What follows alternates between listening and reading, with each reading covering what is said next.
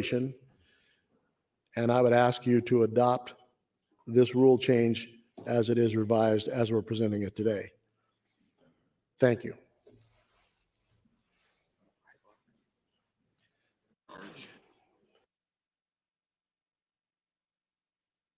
Thank you, Senator Erdman. Senator Arch, you are recognized. Thank you, Mr. President. I also support the revision as presented, and I just wanted to make sure that people understand that this is not this is just when, not if. So when the IPP motion can be debated, and it's simply after giving that introducer the courtesy of having the bill read and the introducer of the bill have an opportunity to open and then go to the IPP. So it's not if, it's when. And I do support this because I think it is an issue of fairness. It's an issue of courtesy, and then the IPP motion can be debated. So thank you. Thank you, Senator Arch. Mr. Clerk, for a motion. Mr. President, Senator Michaela Cavanaugh would move to recommit proposed rule change number 7. Senator Michaela Cavanaugh, you are allowed to open. Thank you, Mr. President. Good morning, colleagues. I stand in opposition to this rule change. And let me tell you a little bit about how it currently works and how this would change things. So currently, if you put an IPP motion on a bill, before it is read across, your IPP motion is up first. And you've heard people talk about this. That means that the introducer does not get to speak first, but the person with the IPP motion gets to speak first. This rule would change it, as Speaker Arch said, the speaking order. And to Senator Erdman's point about relationships, this building is about relationships and about being collegial and respectful to one another, which is why I put this motion up before this rule came up. But then I went up to the clerk and I asked that he hold my motion until the speaker was able to speak, because I looked at the queue and I knew that Speaker Arch had been speaking on every single rule. And I thought it was important to keep that cadence up and to give the speaker that respect before putting my motion to recommit to committee up. And there's a million little things we all can do to be respectful to one another. An IPP motion is a very serious thing to put up. And until yesterday, I had never used an IPP motion in my 4 years. Full disclosure, accidentally put it on the wrong bill yesterday. Sorry, Senator Bostar. Filed a new IPP motion this morning. Clearly, I'm not great at doing IPP motions. And I put in this IPP motion because it is a bill that I have fought for 4 years. I have filibustered for 4 years. It has never passed because I have dedicated so much time in opposing this bill that I put an IPP motion up, that I was like, if this is what we're going to do, then this is what we're going to do. And I'm going to put an IPP motion up because this is a waste of the body's time. And if you put in a bill that has that sort of vitriol around it, then you should expect pushback from your colleagues. You should anticipate pushback from your colleagues. And if you take this away from your colleagues, there is going to come a point, like I said, 4 years, I've never used this motion. But today there was a point that something came up that I felt it was important to put an IPP motion on. And the reason that the speaking order is important is because it sets the tone for the discussion of the bill.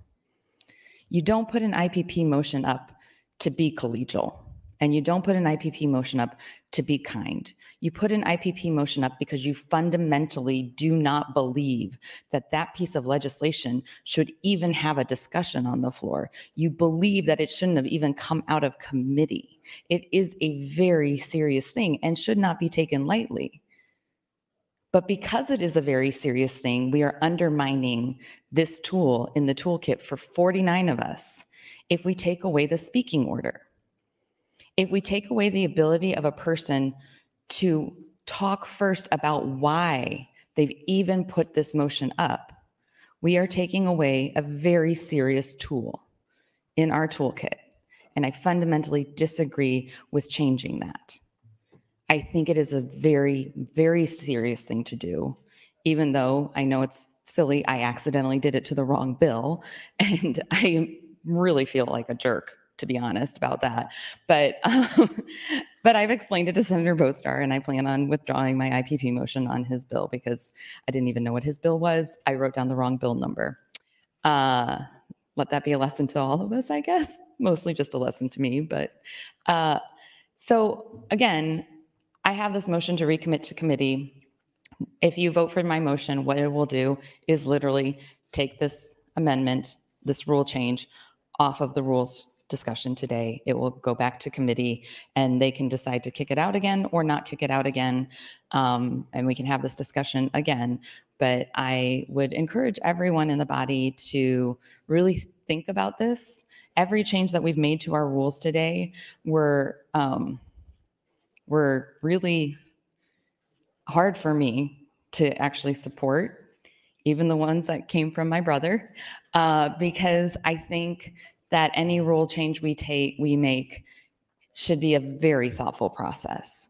And I really diligently looked over all of these rule changes, and I listened to 9 hours of committee hearing, and this one I just do not feel is appropriate. So I just would encourage everyone to vote green for my motion to recommit or vote red on the rule. Thank you. Thank you, Senator Michaela Cavanaugh. Senator Hansen, you are next in the queue and recognized. Thank you, Mr. President. I'm going to expound a little bit on what Senator Erdman said. And I'm going to talk about maybe just from a strictly procedural standpoint. The reason I voted no on this is because, in my opinion, I think it's only right that an IPP motion goes after a committee amendment. Right now, as it stands, and with this, if this is adopted, the introducer of the bill gets a chance to talk, and then whoever drops an IPP motion then gets to filibuster for 8 hours, and nothing else happens after that.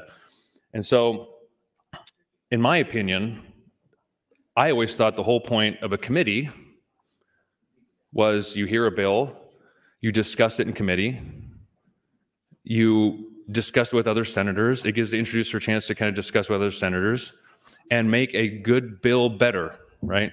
And so I always thought that was the whole point of a committee. The committee can get together, discuss the bill, they can introduce a committee amendment that's agreeable to both the introducer, to the committee. It gets on the floor, and that makes the bill better, that gets more people on board, and then we can have, good debate on the floor.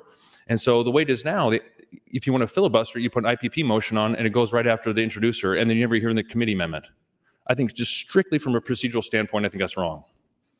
I think you should at least give the introducer a chance to talk on the floor about their bill, and they should at least give the committee a chance, or the body, to vote on a committee amendment. I think that, and I think all of us should agree on that. I don't care where we're at on the aisle. And picture you have a bill that you're very passionate about, could even be your priority bill, and you introduce it. And you know it's going to get filibustered, and you're at like 32 votes, 31 votes. It gets in committee. You get a chance to discuss. You get a chance to work with other senators, and you have to tweak it a little bit. And you get a couple other senators on board. It's more agreeable to the body. It's more agreeable to the citizens of Nebraska. And somebody IPPs it, and then you don't even hear the committee amendment, and the bill dies because you couldn't get those other votes, or because you couldn't make the bill better. So that was one of my main arguments about why I did not vote for this rule change. And I think Senator Cavanaugh is right. IPP is a serious motion. At least it used to be, until we IPP every bill now. And I don't think it's as serious as it is anymore. I think, it's strictly just used for a tool, which, we've all done it. I haven't, but I think a lot of people, there's a reason why some senators want to do it. It makes sense. I'm not going to argue that. And so what I wanted is the introducer gets a chance to talk, the committee amendment gets on, and then IPP takes precedence right after that, in front of everything. So at least you get a chance for the committee to have a voice. I don't care if it's HHS or Judiciary or Ag. I think just from a procedural standpoint, I think that's better, and that's why I did not vote for this. So we'll just see how this goes, and I'll yield the rest of my time back to the chair. Thank you. Thank you, Senator Hansen. Senator Hunt, you're recognized. Thank you, Mr. President. From what I can tell in this rules package, I think that this is probably the only potentially controversial rule change that was voted out of committee by the Rules Committee. I'll correct something that Senator Ben Hansen said, which is the way the kill motion or this IPP motion, it's a motion to indefinitely postpone a bill before the bill is read on general file. So how that works is this motion to indefinitely postpone the bill before it's read on general file, the introducer of that motion gets to open on the motion before the introducer of the bill gets to speak on the bill. So first, the person who made the motion speaks for 10 minutes opening on that motion. And then after that, the principal introducer of the bill has an opportunity to take 5 minutes to respond. So what it really does in practice, and some of you in this body know this because I've done this to your bills in the past, is that the person making the motion can speak first, talk about how awful your bill is and why it needs to fail. And then the introducer of the bill, instead of having a 10-minute introduction as they would typically get, where we then move to committee amendments and things like that, then they only get 5 minutes, and we're speaking on the motion to kill, not the actual substance of the bill. Colleagues, I love this motion. I love it. I love it. I love it. I use it all the time. And I'll tell you why. Senator Ben Hansen said that it seems like everything's getting an IPP motion now, that it used to be a serious motion, but now it's being abused all the time and everybody's using it. Well, look around. Look how the body has changed. Look how much more, partisan isn't even the word, because I agree when Senator Erdman says that we are partisan. Yes, we're partisan people. We're all ideological. It's not necessarily binary, right? It's not that, I'm such a great Democrat and Senator Ballard is such a great Republican. It's that we disagree and agree on different issues, and it's really kind of an issues-based difference than a party difference necessarily. But we're all definitely ideological with our own views about things. But I wouldn't even use the word partisan to describe what's going on in this body these days. It's radical. We have never had bills introduced in Nebraska to, stand between a parent and their child and their healthcare provider and getting the care that they need if they are trans or non-binary or whatever. We have never had a bill addressing the trans community like that in Nebraska. Something so hateful, so divisive, such a fake problem that's being introduced just to continually drive a wedge between people. So yeah, that bill gets an IPP motion.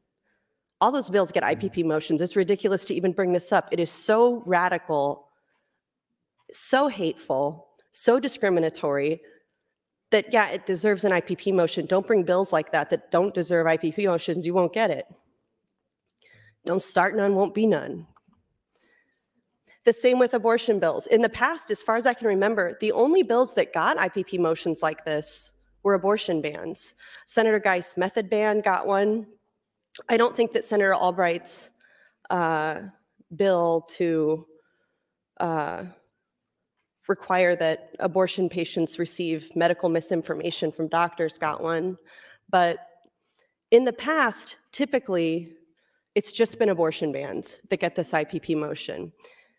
But you guys are bringing ridiculous stuff. You're cutting down people's civil rights. You're interfering in medical best practices. And you knew this stuff was coming. 1 minute. Thank you, Mr. President. You're looking for a fight, and you're getting a fight, and now you're saying you don't want to fight. I'm telling you what you're doing. So when I tell you what you're doing, don't turn around and tell me I shouldn't say that. Frankly, I don't have a huge problem with this rule change. I'm going to support Senator Kavanaugh's recommit to committee motion. I don't think that the IPP motion has been abused. I think that you all have been abusing Nebraskans. And you should get back to your tax cuts or whatever you said you were campaigning on to come down here and do, and stop hurting Nebraskans and bringing bills that's going to have really horrible detrimental effects to people's civil rights. Thank you, Mr. President. Thank you, Senator Hunt. Senator Linehan, you're next in the queue and recognized. Thank you, Mr. President. So I'm going to support the rule change, and I'm against the recommitment motion.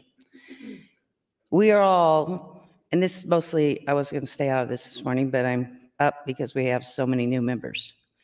We're all here. We become our experiences, and they reflect on our decisions, which is good.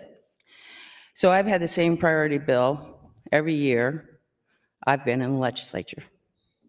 And every year I've had 25 votes, but could not get to 33. And every year, maybe not every year, but the first year, I'll just go to the first year.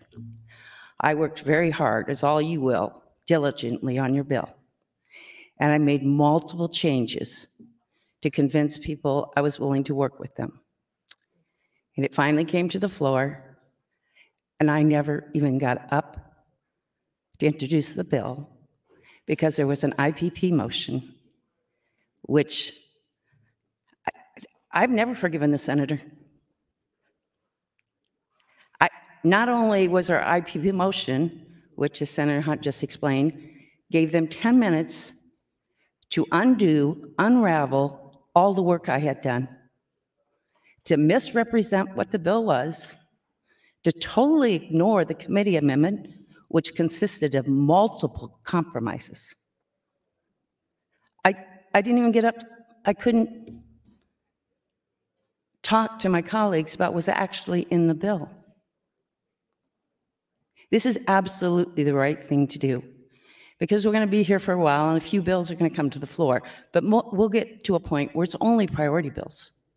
And that will be your heart and your soul and your work for most of the time you're here. And if we don't pass this, you may not even get to introduce it. I yield my time back to the chair.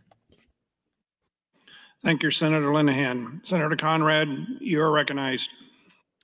Thank you, Mr. President. Good morning, colleagues. Just to be clear, I'm listening very carefully to the debate this morning and remain undecided on how I'm going to vote for the recommit to committee, but I do appreciate Senator Kavanaugh for bringing forward the motion and giving us an opportunity to have an additional bit of understanding, debate, and dialogue about this specific rules change and the broader global issues.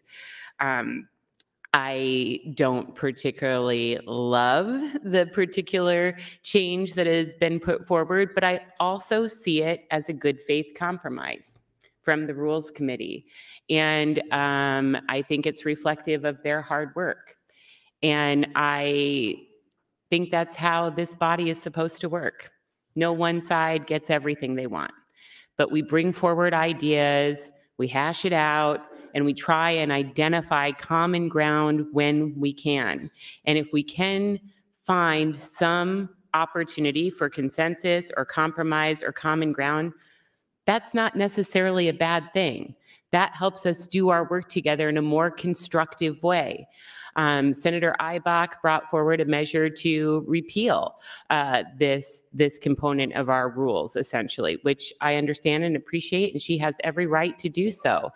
But I do think that thanks to her leadership and the Rules Committee leadership, people heard from folks that were concerned about what a repeal might look like.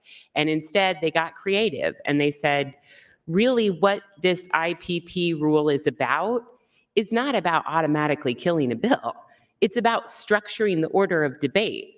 So let's figure out how to structure the order of debate to perhaps provide the introducer of the measure that's subject to this IPP motion a chance to help frame the initial narrative, as Senator Linehan was just describing in regards to her experience. So I know the Rules Committee pondered an elimination. I know they pondered other opportunities to restructure debate ahead of this measure, which I think would have additionally weakened or made superfluous this particular rule. And I think they did what they're supposed to do. I think they did the hard work and they found a good faith compromise to put forward. Do I absolutely love it? No, I think the rule as it stands works perfectly well. Do I think it's reflective of a good faith compromise? Yes, I do. So I'm not exactly sure how I'm going to vote on the motion to recommit, but I really appreciate the effort, and I think it's thoughtful. And I think that's exactly what we're supposed to do, and that's how the process is supposed to work. And, I guess I just have a additional kind of global note that I'd like to reaffirm with my colleagues here, and this seems like a good time.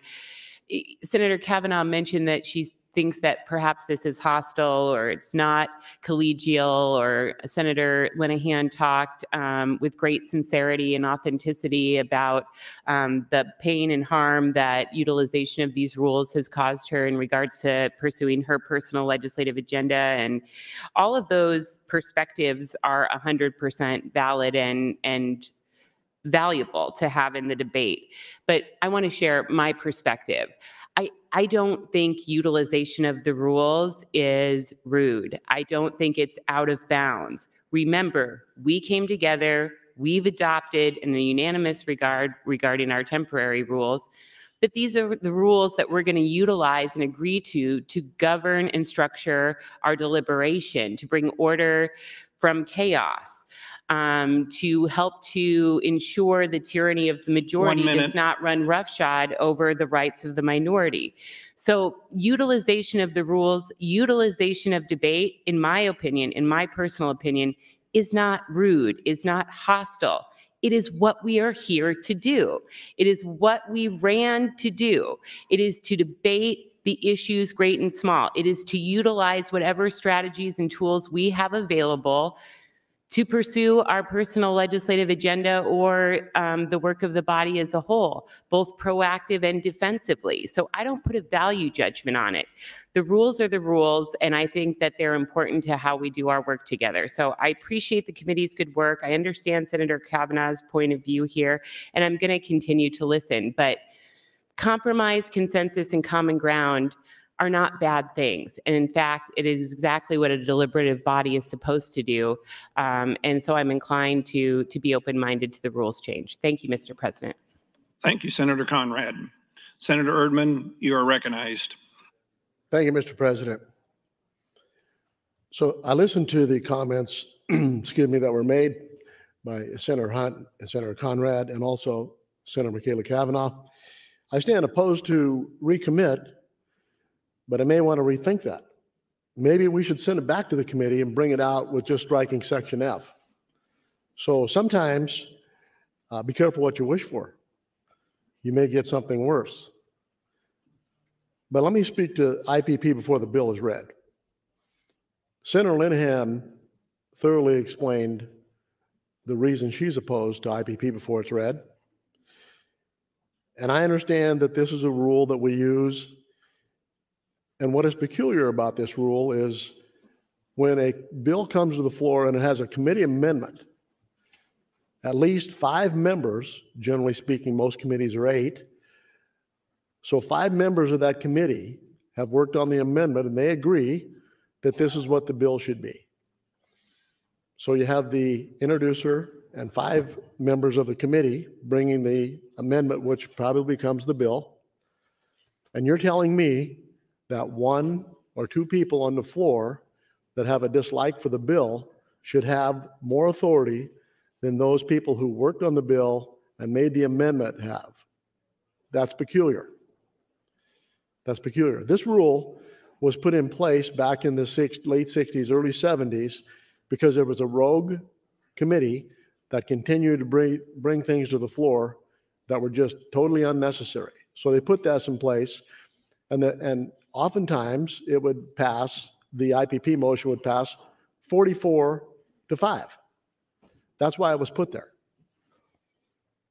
We don't do that anymore, all right? We don't bring those kind of bills out of committee. So what you're saying is one person has more authority than the committee that presented the amendment. That is peculiar. If we recommit this, I will tell you this, as committee chairman, I will push for striking F. And we can have a continuous discussion about rules for 40 days like we did in 17. And Senator Hunt correctly stated that we didn't bring a lot of controversial bills or rule changes to the floor. I have had a lot of requests from people about, what about open voting? Where's that rule change? Where is the rule change on major proposals? I have one barring the media from being in executive session. Those rules, we will have a hearing. If we adopt permanent rules, we will have a hearing on those rules. And it is my intent to vote those out, to bring those to the floor, and then we will really have something to discuss. So we chose not to do that, using Senator Conrad's comments, trying to cooperate and be collegial to get this passed, to get permanent rules. So the ball's in your court. Oftentimes, whatever is said on the floor doesn't change anybody's mind. There may be a rare occasion, and maybe Senator Conrad's in that group.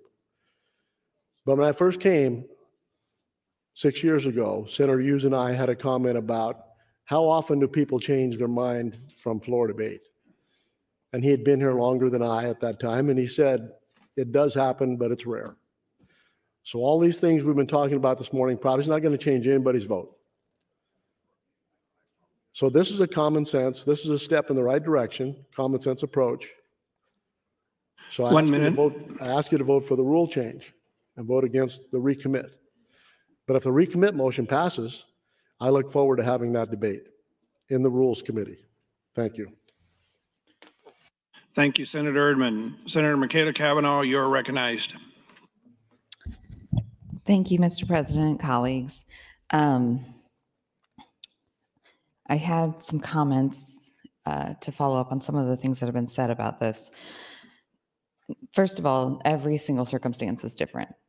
I appreciate Senator Linehan's personal feelings on an IPP motion. That is a very difficult situation to sit with when that happens to you. The bill that I IPP'd this morning, totally different situation.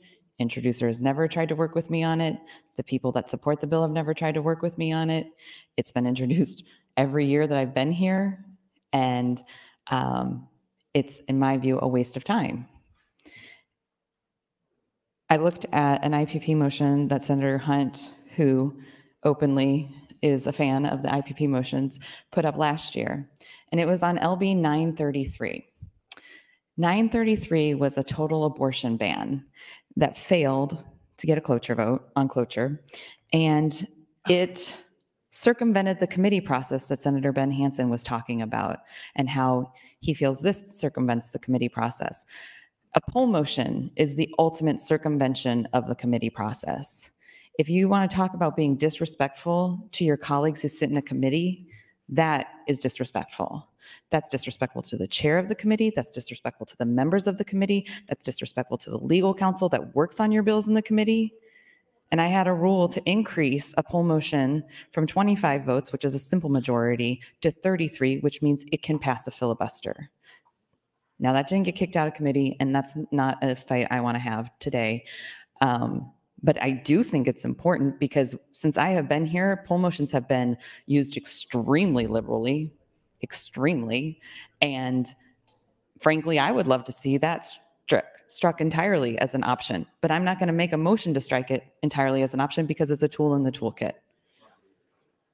But if you do a poll motion, I think it's a waste of the body's time if you don't have 33 votes, because then we have the debate on the poll motion, then we have the rounds of debate on the floor, and every poll motion that I have seen in my 4 years has gone every round of a filibuster debate. Every single round. But we're not concerned about the body's time when it comes to a poll motion because the majority of the people support the terrible bills that are being polled.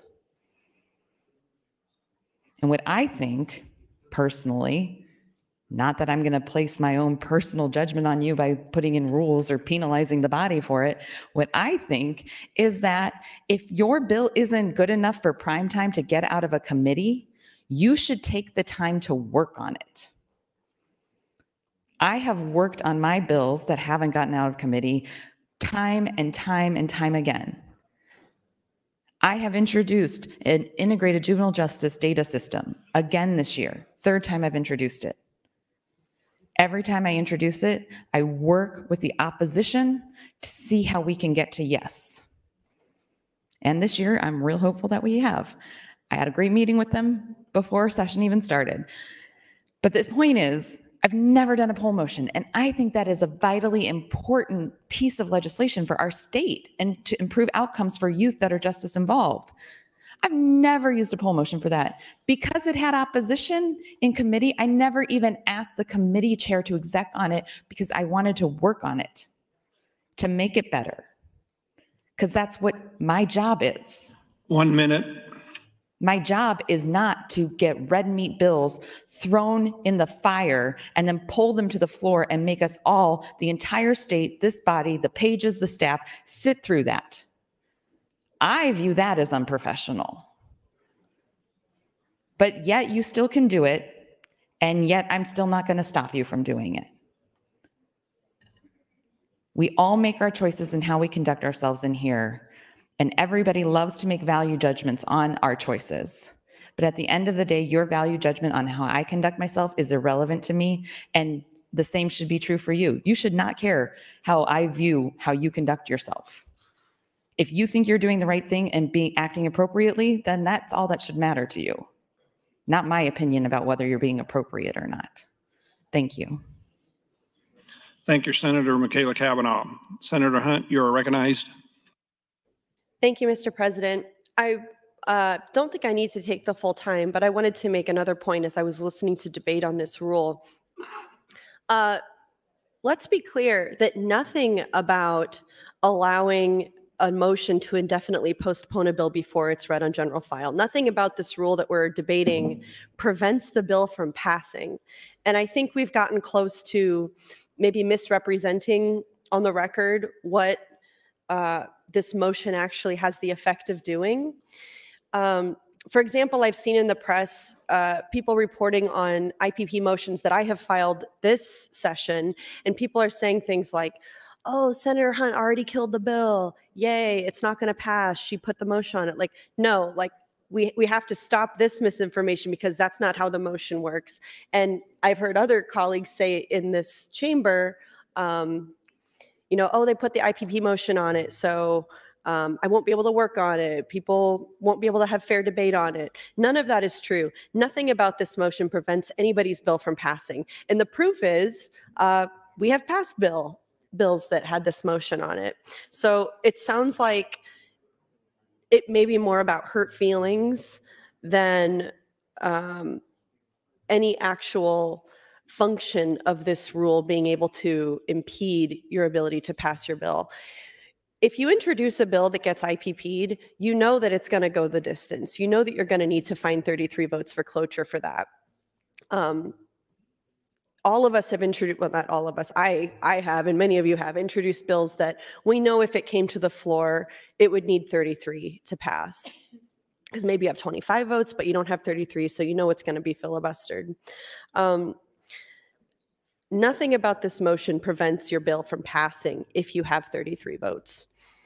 And I think if we have hurt feelings about the way this motion can be used according to our rules, I think that's because perhaps we weren't strategic about our use of time, because this motion does not kill bills, it just reorders the way we do the debate. I'll echo Senator Conrad's point that she made, which is a point I've made too, that using the rules is not rude. Debate is not rude. Asking questions on the mic is not rude. In my time here, I think that we've had we're all like a little bit allergic to being asked a question on the microphone, on the record. We take things very personally when people make motions or go through procedures to try to obstruct bills from passing. But as Senator Conrad said, and I'll echo, that's exactly what we're here to do. And it's not rude. It's not necessarily personal.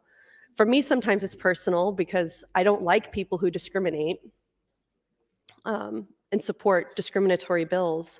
But as Senator Michaela Cavanaugh also said, if you have strong feelings about what's going on, that's kind of a you problem, and you need to probably work on how you're going to be managing that. But just to be clear on the record, nothing about this prevents your bill from passing. I, again, don't really have a huge problem with this rule change. I agree that it's a good compromise given the scope of controversy that was included in rule changes introduced in the rules hearing. And nothing about this rule change prevents an IPP motion from being made either. It would just change the order so that the introducer could talk about the crappy bill, and then the IPP person can talk about why they want to kill it. And that's on both sides, of course, right? So if we want to change the rules to reorder it differently. 1 minute. Thank you, Mr. President. I'm a little bit wary and suspicious and cynical about the degradation of process, but this is the process. It's changing the rules through a hearing, adopting rules, coming to an agreement that we all decide to change something. And this rules package generally is one that I don't have a big problem with. This is the only rule that I would really not like to see come out, but I'll take it because the general package is acceptable to me. Thank you, Mr. President. Thank you, Senator Hunt. Senator Conrad, you're recognized.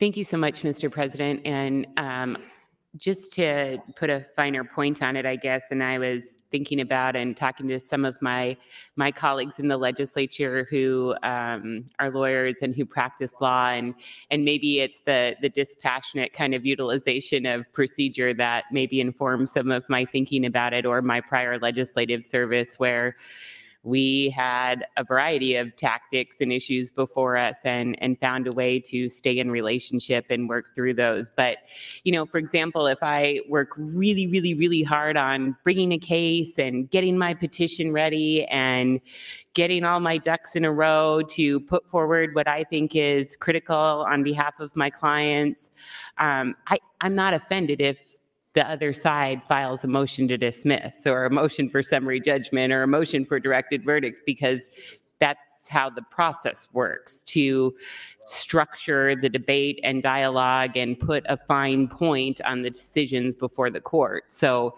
I really kind of bring that legal perspective and practice kind of when it does translate, when it is analogous to the utilization of these rules. I see them as criminal procedure, civil procedure kind of rules.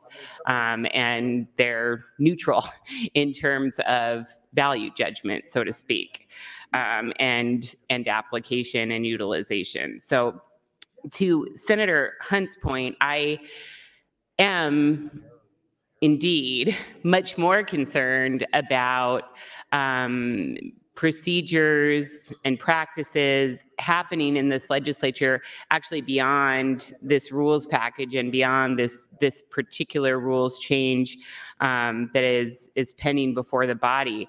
I have had a chance to discuss with many of my colleagues and the speaker as well, for example, how it may seem innocuous or kind of under the umbrella of administrative efficiency, but I'm deeply concerned about just how the hearing schedules are changing this year and how that has an opportunity and effect of really fast tracking legislation through what should be a more deliberative process as contemplated under our rules. So there are absolutely, I think, global notes to be made in terms of how any effort to adjust rules, policy, practice, and procedure, whether that's in committee assignment, whether that's in rules, whether that's in committee hearing structures, those impact the ability to have balance and to put forward good policy and to do the hard work before those measures hit the floor. So I am additionally concerned about those measures. They're not specifically before us in regards to this. And again, I do want to remind the body and commend Senator Ibach and Senator Erdman and other members of the Rules Committee for finding common ground, compromise, and consensus.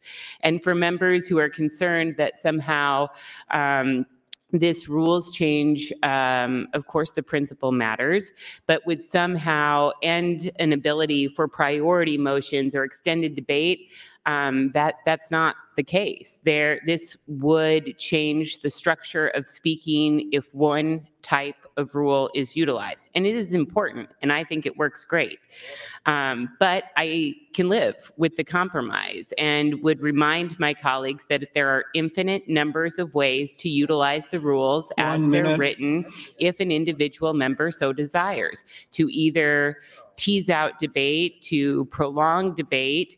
There's infinite numbers of ways utilizing substantive debate and motion strategies to achieve those objectives beyond just this particular rule change that is pending before the body. So again, in the spirit of consensus and compromise, I'm inclined to support the amended rule change before the body. Thank you, Mr. President. Thank you, Senator Conrad. Senator Arch, you are recognized. Thank you, Mr. President. I just want to make a brief comment, and that is that I think what we're witnessing here in this discussion is a recognition of the rules, and the rules are there for everybody, not minority, not majority. The rules are there for everybody. We all study the rules. We look at how they've been used in the past and how when they started and all of those things, and that helps us be deliberative. This particular one, I think, is this question of which side of the line, because we know that what we want is debate. That's what we want. We don't want a game of rules. We want debate. And so with the amendment of this Rule 6, Section 3 that has been put forth by the committee, I think it strikes that side of the line that says we recognize the rules are there. We recognize that what we're about is debate, and I think it's something that we should support. And with that, I yield the balance of my time to Senator Michaela Cavanaugh. Senator Michaela Cavanaugh, you yielded 350. Thank you, Mr. President. Thank you, Mr. Speaker. So ultimately, I'm going to pull my motion to recommit, but I just want to explain why. My motion would need 25 votes in favor to recommit this to committee, and equally, the rule needs 25 votes in favor to be adopted. So essentially, we're voting on the same thing twice. And while I love this tool of this motion, and I use it often, and I normally pull it because I'm doing other things, I was intending to go to a vote, but I decided to spare us all 2 votes on this. I figure if you all want to support this rule change, then at least 25 of you have to vote for it. If you all want to join me in not supporting it, 25 of you have to vote against it or not vote. So I'm going to just let the body move forward with this as it was, or as it is. And I just want to mention a quote from our colleague, Senator Danielle Conrad, from the rules hearing that I had written down. There's no such thing as good debate or bad debate. It's just debate. And I would really ask all of you to consider that statement, because there's so many value statements put out on this microphone about how this legislature conducts itself, about how individuals conduct themselves. And we're all here to do a job. And again, we're not here to judge one another on how we do the job. We're here to do our own job. And so I'm going to use all the tools that I can use when I need to use them as I see fit and appropriate as guided in the rule book.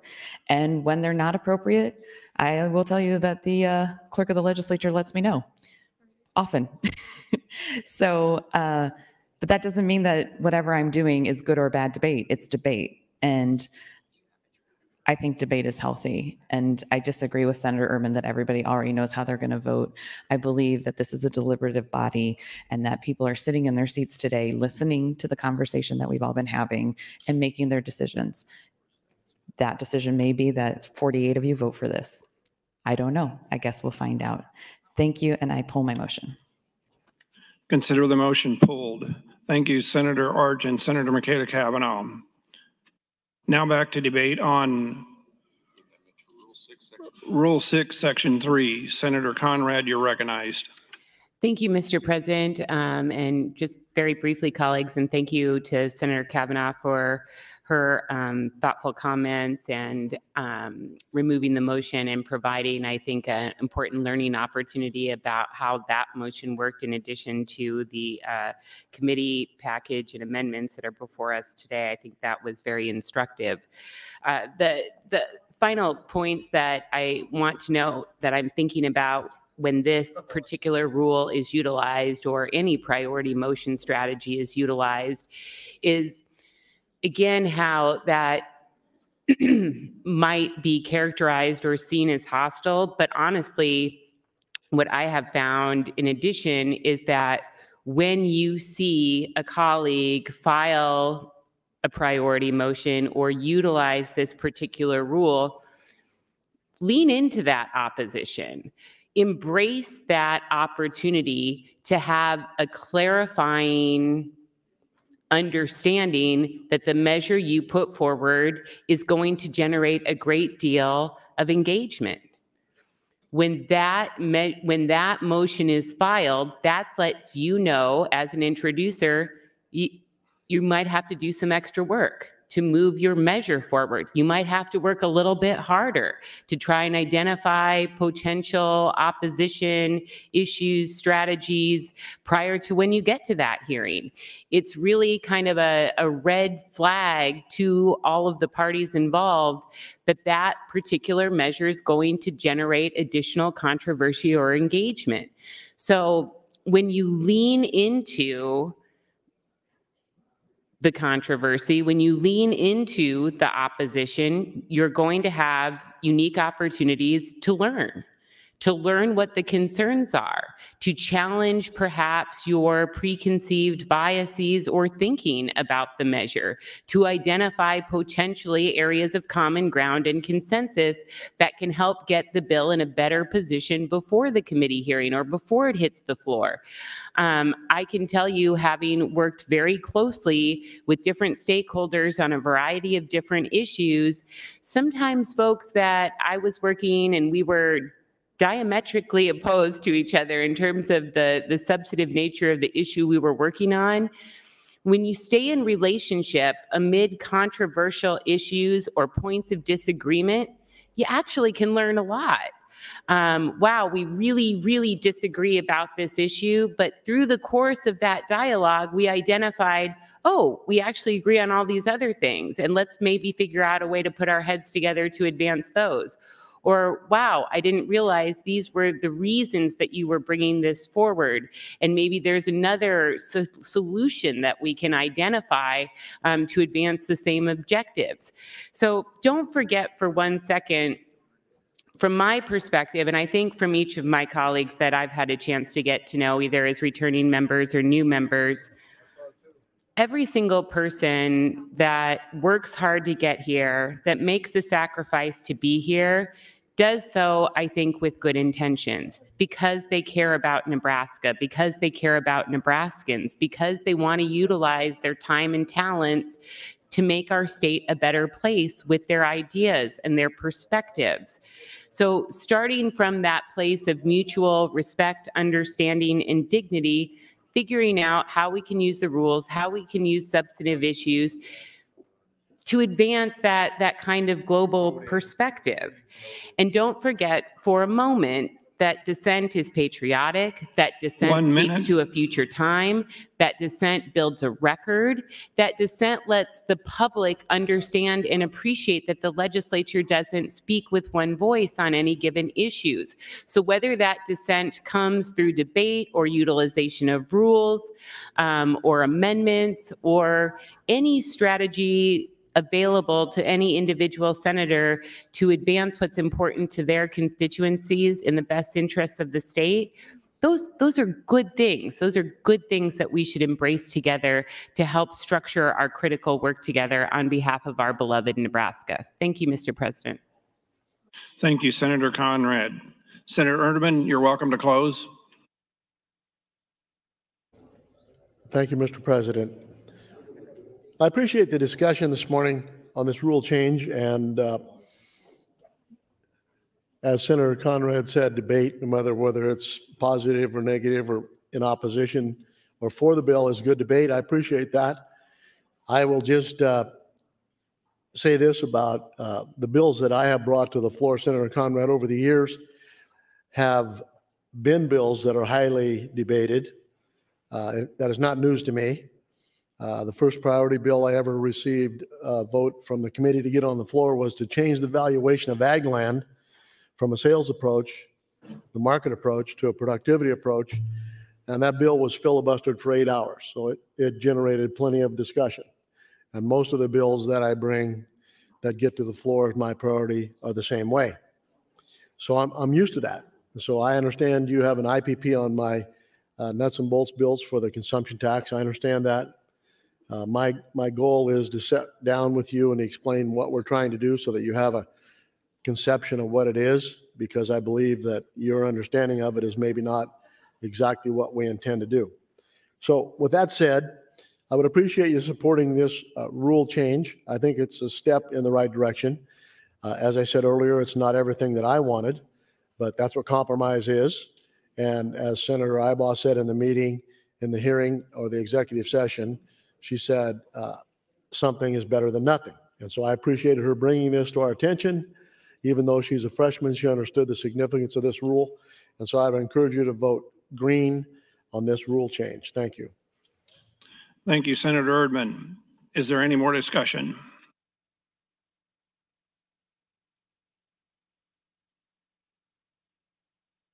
Seeing none. The question before the body is adoption of proposed rule change number 7, Rule 6, Section 3, General File. All those in favor vote aye. All those opposed vote nay.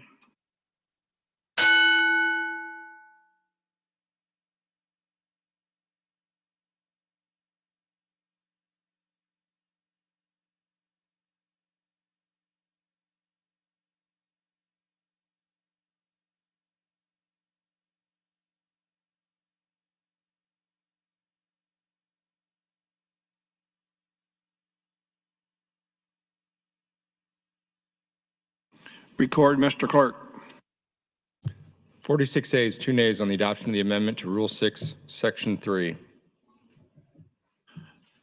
Adoption of the permanent rule number 6, Section 3 has been approved.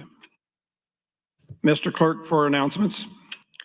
Mr. President, the next proposed rule change from Senator Michaela Cavanaugh would propose a new rule, Rule 2, Section 12. So, Senator Cavanaugh, you're recognized. Michaela Cavanaugh, you're recognized to open. Thank you, Mr. President. Colleagues, this is a rule that I did introduce in committee. It did not come out to the floor, and I decided it was worth introducing on the floor. So this would prohibit firearms and deadly weapons in the Capitol. So currently, you cannot have a concealed carry weapon in the Capitol. That's prohibited. But you can have an open carry weapon, and we don't even speak to any other deadly weapons, whether or not you can have them. So this would prohibit all deadly weapons, whether they're concealed or not, from being in the Capitol while we are in session. And this allows our law enforcement and security individuals in this building to take action if somebody were to bring a deadly weapon into the Capitol. As it stands right now, they cannot because we don't have a rule. We don't speak to it. And since we don't speak to it, we are not giving them the opportunity to secure us and this building in an appropriate manner. So that's the intention of this. I have also introduced a bill that would do this in statute. If this is to pass, I will then make a request of the body to make a motion to withdraw my bill. If this does not pass, then we will move forward with having a hearing on my statutory change. Thank you very much for your time and consideration. Thank you, Senator Michaela Cavanaugh. Senator Slama, you are recognized.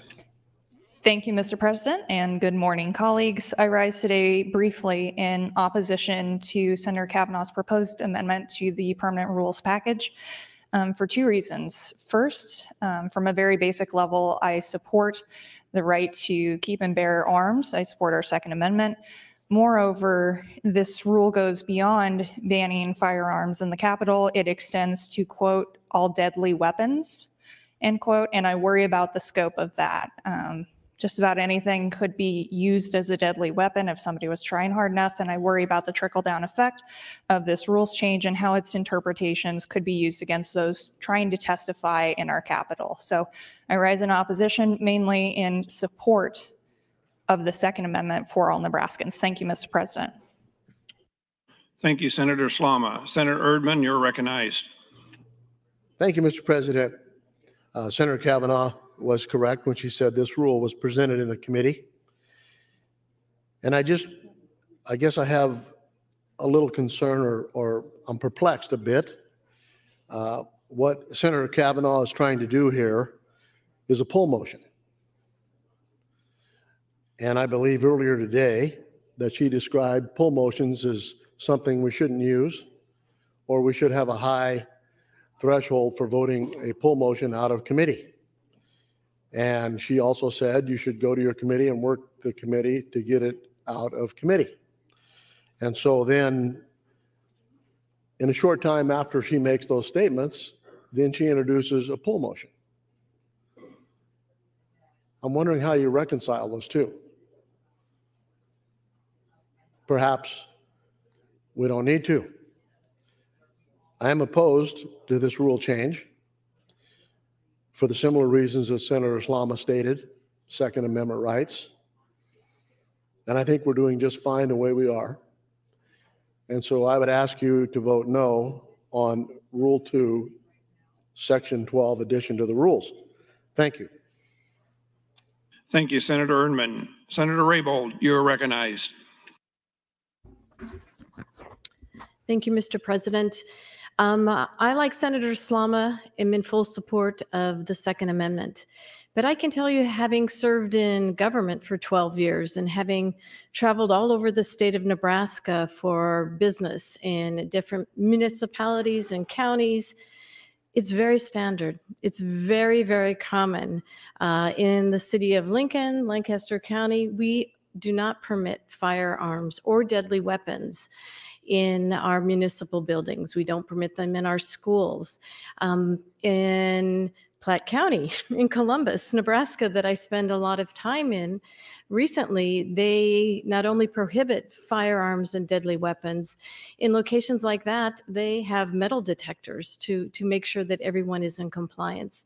They understand that sometimes the work of government can express outrage from individuals, and they want to be mindful of the protection not only of the elected officials, but all of the hardworking staff that helps us craft good policy. So I encourage my colleagues to really take this into consideration. I know that this is prohibited in the municipal buildings in the city of Lincoln and Lancaster County. We don't have a metal detector there, but in the Hall of Justice, we do have a metal detector there, and we do have deputies staffing that.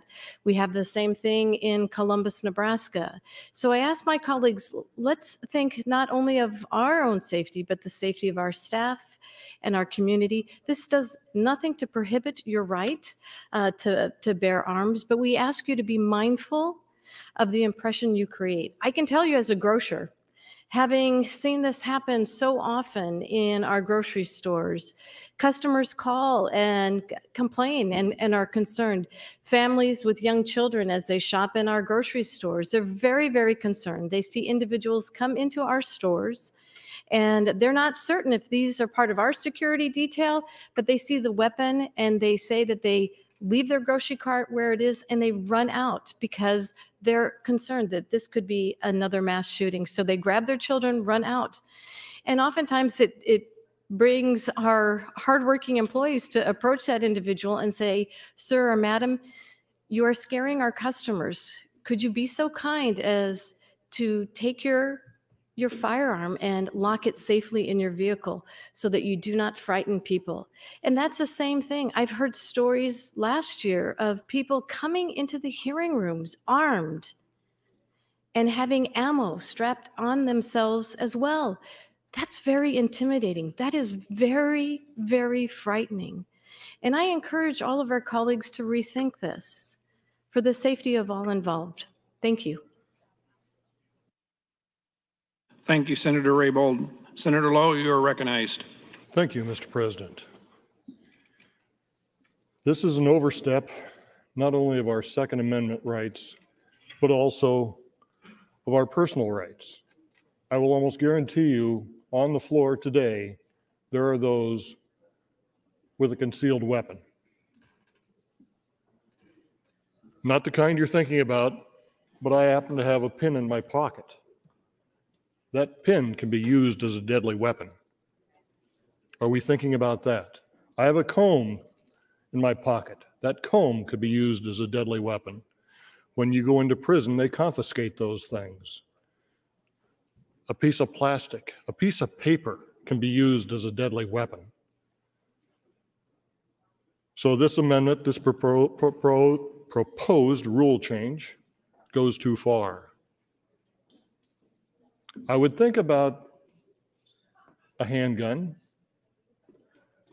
but in the state of Nebraska, you are allowed to carry, open carry. In the Capitol, you are allowed to carry, open carry. We have a great state here. And I'd like to yield the rest of my time to someone who probably knows more about this than any of the rest of us in this room, to Senator Brewer. Thank you, Senator Lowe. Senator Brewer, you're yielded 3:30. Thank you, Mr. President. Well, I was going to stay out of the fight on the poll motion, but I didn't realize how things were going to progress here. So understand that some of this was started by a bill, my bill, that had to do with constitutional carry. Some of it was also because of attempts by the radicals to bring red flag laws, assault weapons bans. If you want to motivate the second house, go ahead and take away their constitutional rights. And there's those in this room who felt uncomfortable and wanted to be escorted by the state patrol because the second house came. And the second house is going to be back. They'll be back next week, I guarantee it. So what you want to do now is say, you know what? We're not going to take away your right to vote or speak. But what we're going to do is take away your right to keep and bear arms. Now, you can flag that however you want, but that's the bottom line, what you're wanting to do here. And the second house, we'll let you know next week how they feel about this. So we can sneak this in if you want. But here's the wake-up call on this. We have metal detectors upstairs for the Supreme Court. Make sure that they're protected. But this building has no security. If you notice, our Capitol Security doesn't carry guns. We got state patrol here, but we got them here in very few numbers and not in very many places. Now, I'm sure if we want to quadruple the budget of the state patrol, they'll go ahead and fill state troopers through the hallways here, but that ain't the right answer.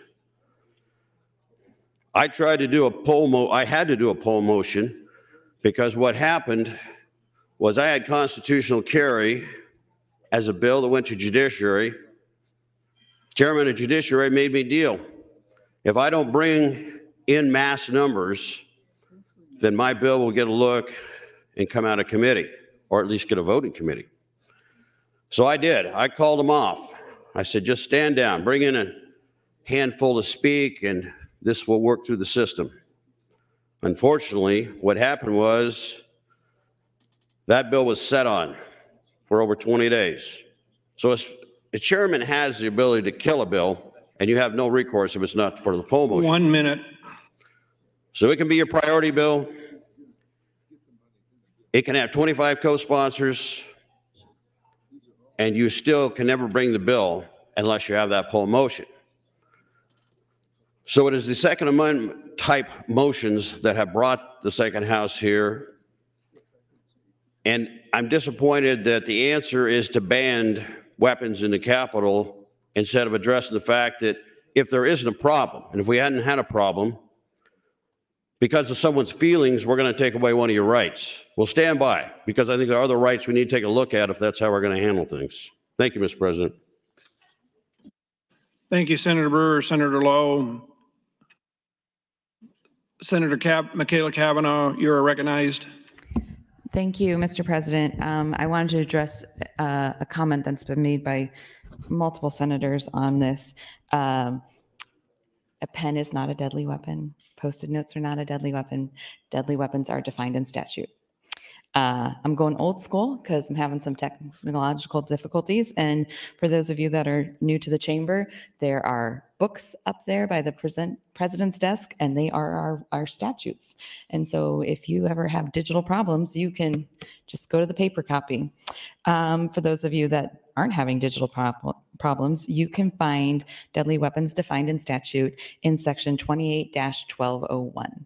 It is also defined in my my legislative change as far as weapons go. So I wanted to make sure that everybody understood that deadly weapons was not a vague term. It is a term that is defined in statute and would be utilized that way for the rule, I believe. That would be the common sense way to approach what a deadly weapon is. This just allows those that are trusted to secure us and the building and the people that come into this building, that they have the ability to execute that function in whatever way they need to. So if they feel that somebody should not be in the building with a machete, they can tell that person that they need to leave the machete in the car. I do think that people would be reacting kind of oddly if somebody was walking around the halls with a machete. And I know that that's a ridiculous idea, but right now, our state patrol cannot tell that person, you can't have that in here. Just like for me, I don't think that it is appropriate for someone to bring a weapon of any kind, including a gun, into the Capitol. We are here to do the people's business. This is not taking away anyone's rights. It is a choice to come to the Capitol, just like it's a choice to go any other public place where guns are prohibited. And they are prohibited in a lot of public spaces, including the Supreme Court in this building. This would not require putting metal detectors everywhere. It would require common sense. It would require responsible gun owners knowing that they can't bring a gun into the Capitol. And if they do, they will be asked to leave or to remove said gun from the Capitol. That is not an unreasonable burden. And if you think that's an unreasonable burden, then you must also think that it's an unreasonable burden to ask somebody with a machete to remove the machete from the Capitol. This is not, I'm not being hyperbolic. This is the reality of what this does. I'm not at all surprised that this is arousing some feelings. And Senator Erdman, you caught me. This is a poll motion. I guess I have now done a poll motion. And I have a feeling it will be wildly successful. But yes, when I do something, I own up to it, and this is a poll motion. So I guess now I can't say I've done an IPP motion, I've done a poll motion. 2023 is a banner year for me. I will yield the remainder of my time. Thank you. Thank you, Senator Michaela Cavanaugh. Senator Conrad would recognize 12 students from the 4th grade from Trinity Lutheran School here in Lincoln in the North Balcony. Please rise and be recognized by your Nebraska State Legislature.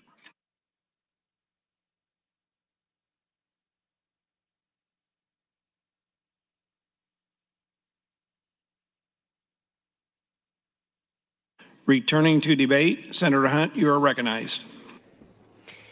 Thank you, Mr. President. I just want to rise briefly and on the record and share my agreement with Senator Brewer, who said that we can't take away the rights of Nebraskans just because of somebody's feelings. Thank you, Mr. President.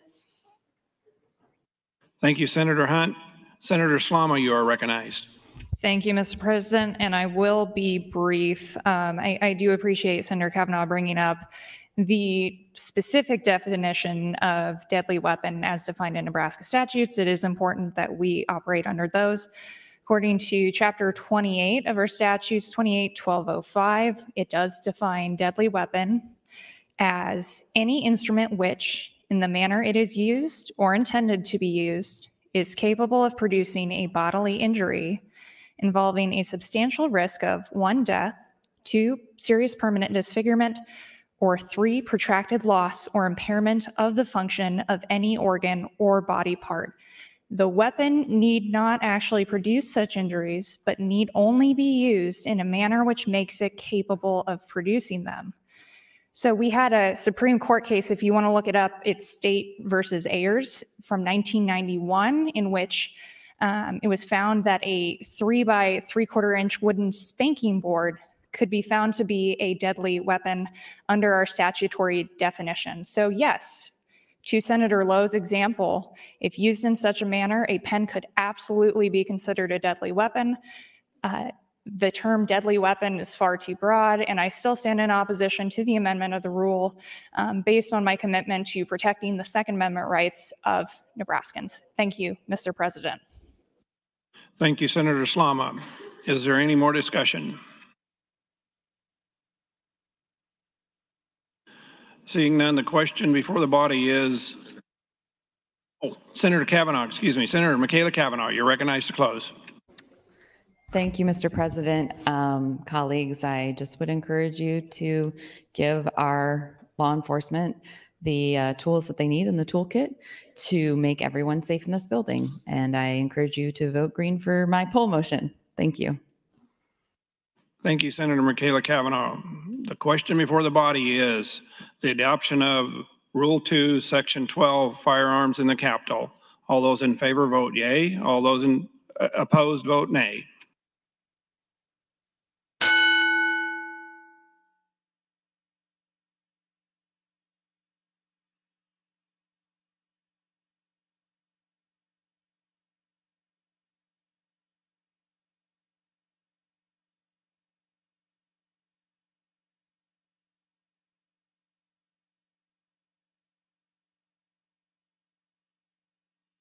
Have all those who voted that care to?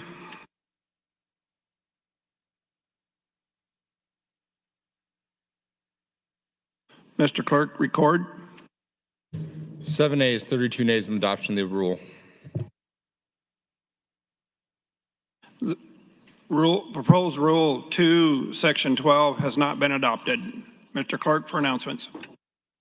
Mr. President, the next rule, proposed rule from Senator Michaela Kavanaugh, would amend Rule 1, Section 19. Senator Michaela Kavanaugh, you're allowed to open. Thank you, Mr. President. I don't have a copy in front of me right now because it's being passed out, but this would just add to currently committee hearings are recorded and a transcript is eventually made available. This would add committee briefings as well. I believe you can request a chair can request that their public briefing be recorded and transcribed. This would just make it automatic. I know some of us aren't always able to attend briefings, especially during the interim. And if you can't attend a hearing during the interim, that is recorded and a transcription is available, but not necessarily for a briefing. And so this just extends it to include a briefing. Sorry, transcribers, I know this is more work. But I encourage you to vote for my poll motion again. Thank you. Thank you, Senator Michaela Kavanaugh. Senator Arch, you're recognized. Thank you, Mr. President. Having served 4 years on the HHS committee with Senator Michaela Kavanaugh, I understand where she's coming from on this particular one. I have some technical issues that will not allow me to support it, but in HHS we have lots of briefings. There's briefings on all sorts of programs and departments and agencies, and that's very good for the education of the committee, and we've used that frequently. I think that's a good practice. At times, we've even traveled to other parts of the state to receive briefings and you know, be close to where there could be an issue or where we need to have some understanding. So my first question, and I at this point I will not support this rule change, but I would welcome further discussion about this issue. My first question is, what is a briefing? And so we'll have to try to define what a briefing is. That could be a whole range of things, I think, that could fall under that category. And every time we expand, of course, we have cost associated and so forth. But nonetheless, I think we need to define the briefing. And then the other is the you know, made, transcribed, and preserved. The question is, are we talking audio? Are we talking video? Are we, you know, what is the technology necessary? We have arrangements to have that done with committee hearings right now. We would have to have arrangements to have that. There's probably costs associated with that, which if the legislature decides to do that, that's fine. But I would say let's have more discussion about the recording of briefings, what is a briefing, and the technology necessary, any costs associated with that before we move on the adoption of this particular permanent rule. But again, as I said, I understand where Senator Kavanaugh is coming from on this, because we have sat through a lot of briefings that are very, very good briefings and would be of great resource to the public to see and hear those as well. So with that, I don't support the adoption of this, but I do support further discussion on this issue. Thank you, Senator Arch. Is there any more discussion on the proposed rule change? Senator Michaela Kavanaugh, you're invited to close. Thank you, Mr. President. Thank you, Mr. Speaker. The only change is to add committee briefings. I'm very open to defining what a committee briefing is more narrowly, but it doesn't change any of the other process. And for those of you that are chairs, if this does not pass, you can still request that your briefings, your public briefings be transcribed. So with that, I would encourage you to vote for my poll motion. Thank you. Thank you, Senator Michaela Kavanaugh. The question before the body is the adoption of proposed rule number 1, section 19. All those in favor vote yay. All those opposed vote nay.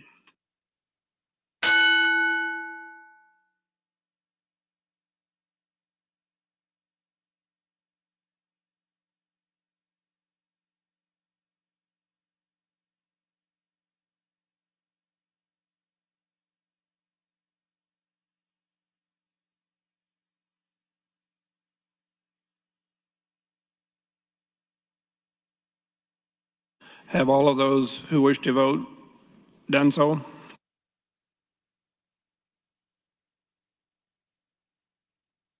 Mr. Clerk, record.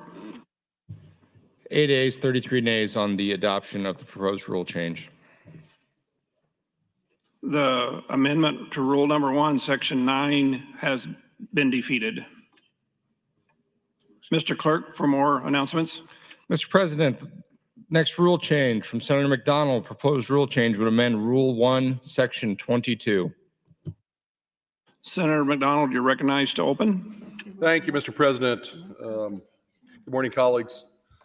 When I presented this idea, and it's being passed out to you in this rule change in front of the committee, I had not done all of my homework.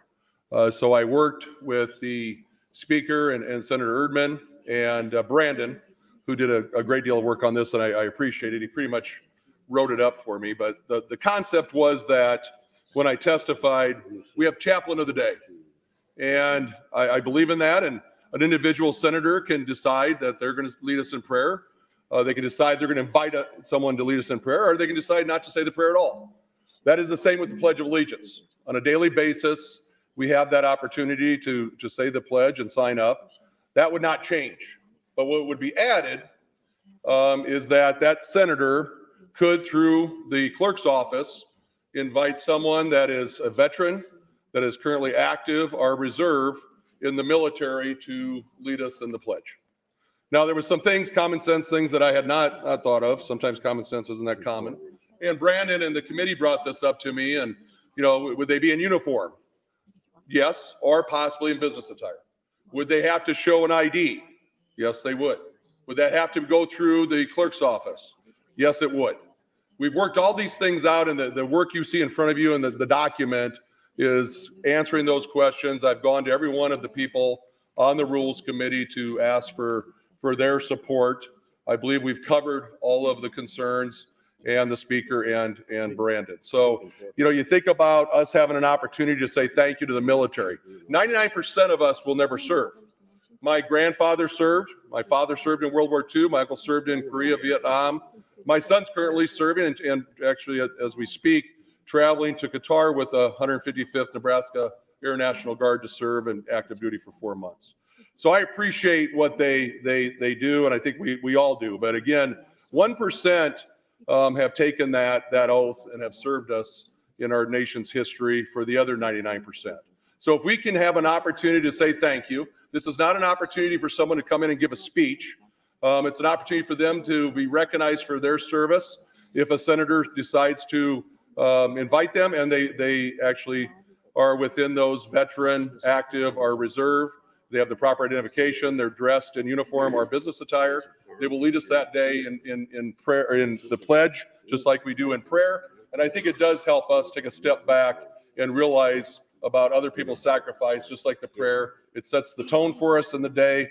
And hopefully we realize, hey, those people that have served our state and our country, that we should say thank you to on a daily basis. And this is the idea for the pledge change.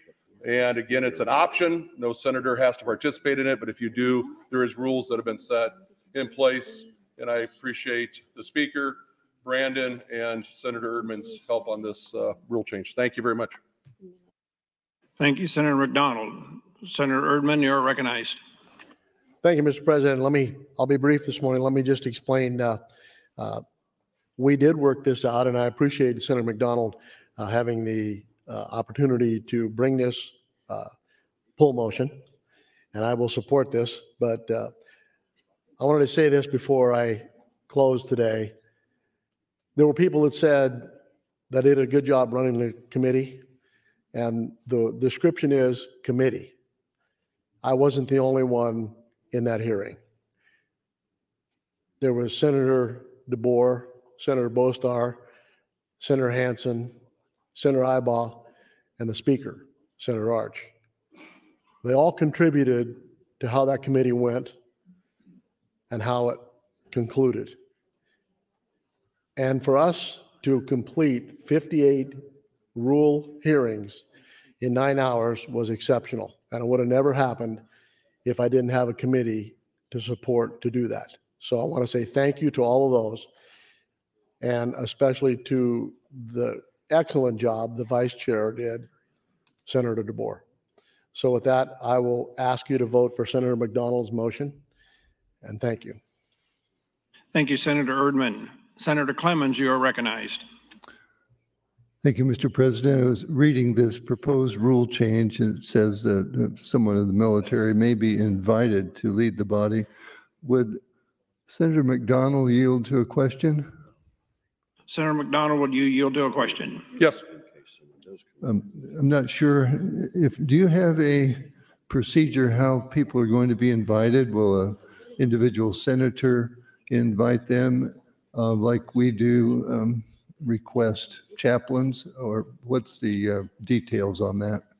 It'll mirror exactly how the chaplain process works. So a senator would have to invite that individual, then the process we'd go through is through the clerk's office to make sure that person had served, has the proper identification. And again, Senator Bostelman was just educating me on some of the forms that would possibly have to be filled out based on that individual. But yes, Senator Clements, it would start with the senator saying that day that they're scheduled for the pledge, they would like to invite that individual that has served our country. And then the process would begin, and they'd be cleared through the clerk's office, just like we do with the chaplain of the day process. Thank you, Senator McDonald. That is how I would like to see it done. And so I am glad to hear that's the procedure you're planning to follow. Thank you, Mr. President. Thank you, Senator Clemens and Senator McDonald. Is there any more discussion? Senator McDonald, you're recognized to close. Senator McDonald waives. The question before the body is approval of rule number 1, section number 22. All those in favor vote yay. All those opposed vote nay.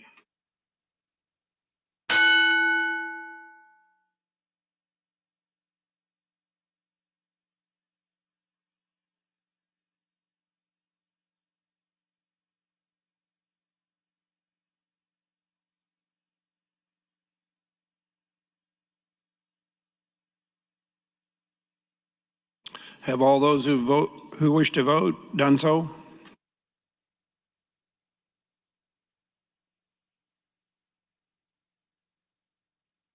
Mr. Clerk, record.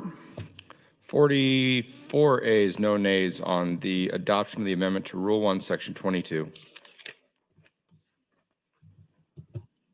Rule number 1, section number 22, the amendment has been adopted. Mr. Clerk, for a motion. Mr. President, Senator Erdman would move to adopt the permanent rules for the 108th Legislature first and second session and any special sessions held during the 2023-2024 calendar year. Senator Erdman, you are recognized to open. Thank you, Mr. President. I move to adopt the permanent rules for the 108th Legislature, first session, second session, and any special sessions held during the 2023-2024 calendar year. Thank you. Thank you, Senator Erdman. Colleagues, you have heard the motion. All those in favor vote aye. All those opposed vote no.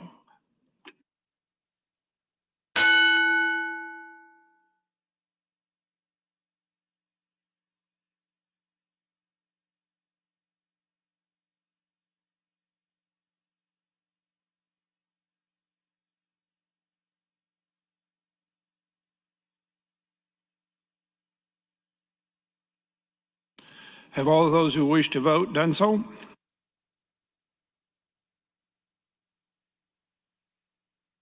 Mr. Clerk, please record. 44 ayes, no nays on the adoption of the permanent rules. The permanent rules have been adopted. Speaker Arch for an announcement.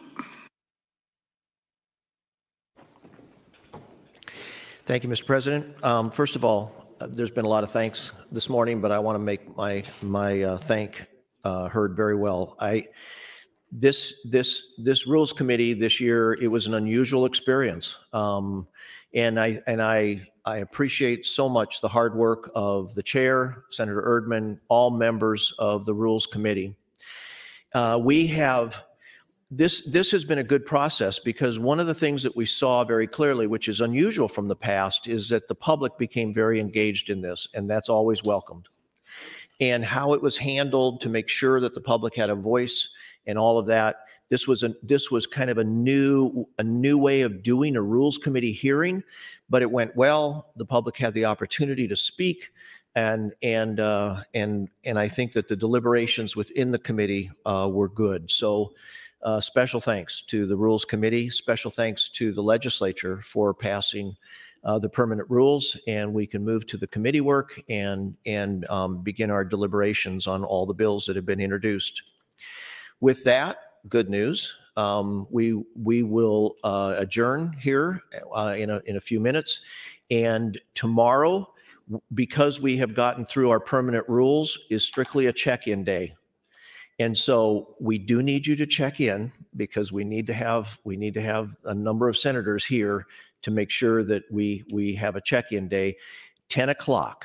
So tomorrow will be 10 o'clock check-in. Once we're checked in, we don't have other business on the agenda, and then we can adjourn and you can enjoy your weekend. Thank you for those of you that stayed overnight last night to make sure that you could be here for this important rules debate.